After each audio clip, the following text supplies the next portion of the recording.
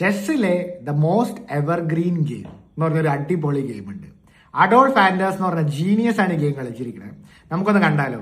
ഇവിടെ വൈറ്റ് ആണ് ഇവിടെ ആൻഡേഴ്സൺ കളിക്കുന്നത്. ആൻഡേഴ്സന്റെ പീസുകളെല്ലാം വളരെ ആക്റ്റീവാണ്.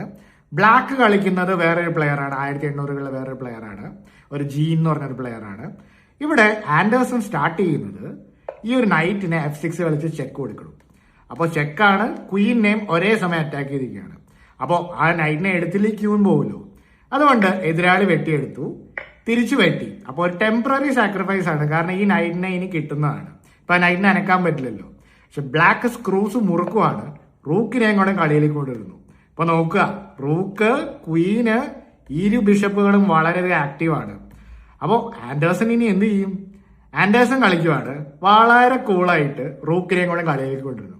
ആൻഡേഴ്സൺ എന്താ വട്ടാണോ? കാരണം ക്വീൻ വെച്ചിട്ട് ഈ നൈറ്റിനെ വെട്ടിക്കൂടെ? അത് തന്നെയാണ് കളി നടക്കുന്നത്. വെട്ടി. ഇതിന്റെ ഐഡിയ ഇങ്ങനെ ഒരു ചെക്ക്മേറ്റ് ഇവിടെ ത്രെട്ടൻ ചെയ്യുകയാണ്. എന്നാൽ ഈ ഒരു ക്വീനെ വെട്ടാനും പറ്റില്ല, ഇങ്ങനെ ഒരു പിന്നുള്ളതുകൊണ്ട്. അപ്പൊ എന്താണ് ഈ ആൻഡേഴ്സൺ ചെയ്യണത്? ആൻഡേഴ്സന്റെ ഐഡിയ എന്താണ്? ഉള്ള പീസ് എല്ലാം തന്റെ കിങ്ങിനെതിരെ വരുത്തവും കൂടെയാണ്. ആൻഡേഴ്സന് മനസ്സിലായി ഇനി ഡിഫെൻഡ് ചെയ്തിട്ടൊന്നും കാര്യമില്ല, ഇനി എനിക്ക് അറ്റാക്കിംഗ് മോഡിലോട്ട് പോകണം. ആൻഡേഴ്സന്റെ അറ്റാക്കിംഗ് മോഡ് തുടങ്ങുവാണ്. Rook takes knight with a check. അപ്പോ എതിരാളി നോക്കുമ്പോ എനിക്ക് ജസ്റ്റ് ഈ റൂക്കിനെ വെട്ടിയെടുത്താൽ പോരെ. തന്റെ അടഞ്ഞു കിടന്ന ഈ ബിഷപ്പിനെയും കൂടെ ആക്ടിവേറ്റ് ചെയ്തു. ഇപ്പൊ ഇരു ബിഷപ്പും റൂക്കും എല്ലാം കൂടെ ഇപ്പൊ ആൻഡേഴ്സന്റെ കിങ്ങിനെതിരെ പോവാണ്.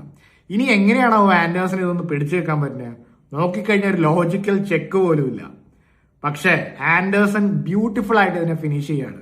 കണ്ടാലോ, the brilliant queen takes pawn check. ഒരു ബ്യൂട്ടിഫുൾ ആയിട്ടുള്ള ക്വീൻ സാക്രിഫൈസ്.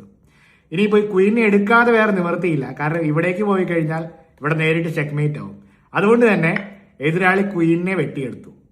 ഇനിയാണ് ബിഷപ്പ് F5. രണ്ട് രീതിയിൽ ചെക്ക്, ഒരു ഡബിൾ ചെക്ക്, ബിഷപ്പും റൂക്കും വെച്ചിട്ടൊരു ചെക്ക്.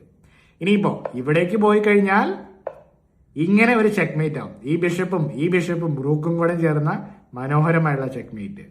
ഇനിയിപ്പോ ഇവിടേക്ക് ഓടി രക്ഷപ്പെടാൻ നോക്കിയാലോ? രക്ഷപ്പെടില്ല, കാരണം ഇങ്ങനെ ഒരു ചെക്ക്. ഇനി ഏത് ഡയറക്ഷനിലോട്ട് പോയാലും, ഒരുപക്ഷെ ഇങ്ങോട്ട് പോയി കഴിഞ്ഞാൽ ദാ അതിമനോഹരമായ ഒരു ബ്യൂട്ടിഫുൾ ചെക്ക്മേറ്റ്. എങ്ങനെയുണ്ട്?